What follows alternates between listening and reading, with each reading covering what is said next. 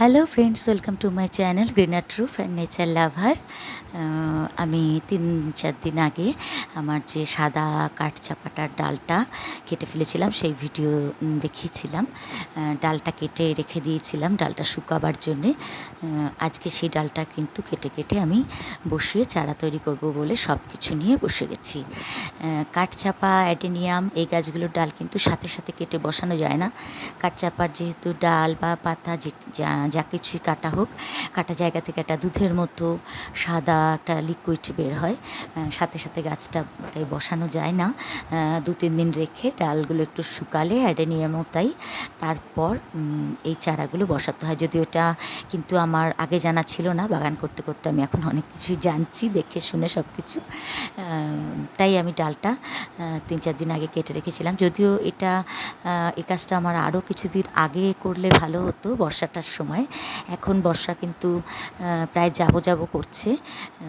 তাও আমি ভাবলাম যে এরম লম্বা রেখে দিলে শীত আসার আগে অন্তত ডালটা কেটে তো রেখে দিই, 3-4 দিন থাক, তারপরে বসিয়ে দেবো। তাই আগের দিন কেটে কাটা জায়গাটায় ফাঙ্গিসাইড দিয়ে রেখেছিলাম এবং ডালটা শুকাবার জন্য কিন্তু আমি একটা ছায়া জায়গাতেই রেখে দিয়েছিলাম।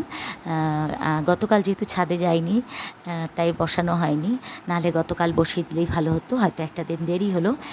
কিন্তু যাই হোক, আজ কিন্তু আর কোনো দেরি করব প্রশ্ন নেই।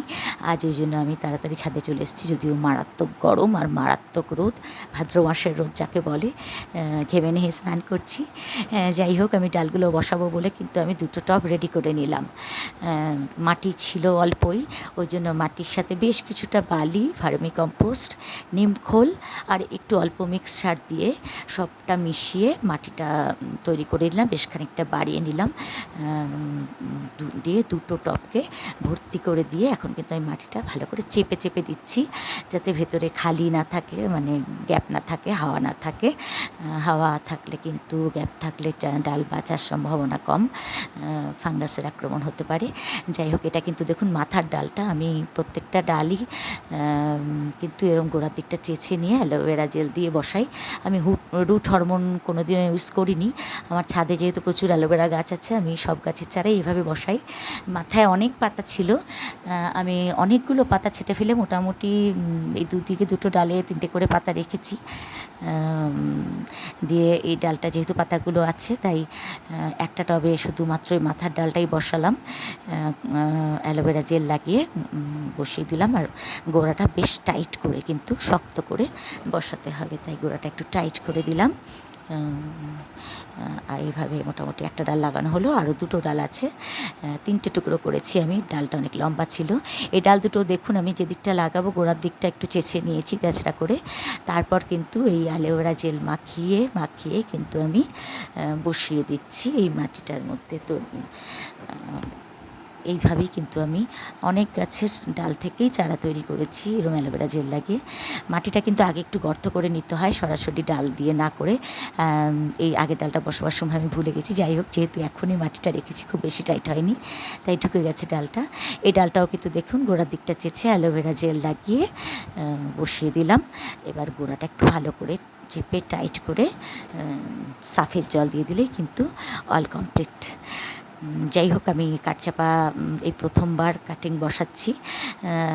আশা করছি 3টের মধ্যে যদি একটা দুটো বাঁচে, তাহলেও আমি খুব খুশি হব। আমার একটা দুটো নতুন কাঠচাপা গাছ হবে সাদা। ফুল গাছ আমার ভীষণই প্রিয়, তাই আমি ফুল গাছের ডাল কেটে কেটে বর্ষার সময় প্রতিবারই বিভিন্ন রকম, যেমন জবা, বেল, জুঁই, টগর, করবী সবটাই চেষ্টা করেছি, অ্যাডেনিয়াম। এই লাস্ট কিন্তু আমি এই কাঠচাপাটা বর্ষা যাব করছে, তাও তাড়াতাড়ি করে ডালটা কেটে রেখেছিলাম বলে বসিয়ে দিলাম। দেখা যাক কী রেজাল্ট হয়। যদি একটাও বাঁচে, তাও আমি হ্যাপি হব। যাই হোক, ভিডিওটা যদি ভালো লাগে প্লিজ লাইক, কমেন্ট, শেয়ার করবেন এবং চ্যানেলটি সাবস্ক্রাইব করে পাশে থাকবেন। এর আপডেট আমি পরে নিশ্চয়ই দেখাবো, যে গাছগুলো কি হলো, ডালগুলো বাঁচলো কি না, সেই আপডেট আমি কিছুদিন পরে নিশ্চয়ই দেখাবো। আপাতত তো বসিয়ে গাছগুলোকে, টবগুলোকে ছাওয়ার মধ্যেই রাখতে হবে। এই যে একটা সাফের জল ঢেলে দিলাম, ব্যাস অল কমপ্লিট। আজ এই অবধি, আবার দেখাবে পরের ভিডিওতে। টাটা।